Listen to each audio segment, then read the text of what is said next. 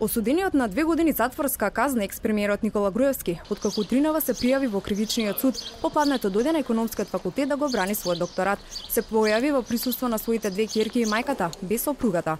Петчлената комисија посочи дека не секогаш обемни докторати значат издржани ставови, но сепак докторатот на Груевски од над 300 страни го оценија позитивно, но му забележа дека во него имало само пофални, но не и критички ставови.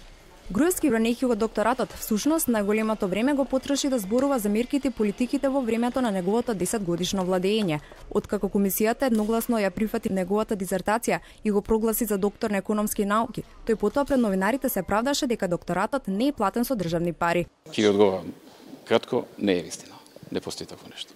На 4-часовното бранење не се појави никој од неговите сопартици. На прашањето од комисијата, Груевски посочи дека фиксниот курс на денарот ја завршил својата работа и дека земјата треба да размисли за ограничен флексибилен курс на денарот, но со претходна голема подготовка. Следуваше прашање зошто во ситуација кога Србија се откажа од фирма која сакала да инвестира во рудник на злато, Македонија сепак ја прифатила инвестицијата, а тоа сега гледаме дека создава проблеми. Груевски возврати дека не секогаш реакциите се издржани, туку дека станува збор за глобална битка меѓу два магнати во рударскиот бизнис кои меѓу себе сакале да си наштетат, но одби да спомне имиња на кои компании од рударскиот бизнис мисли.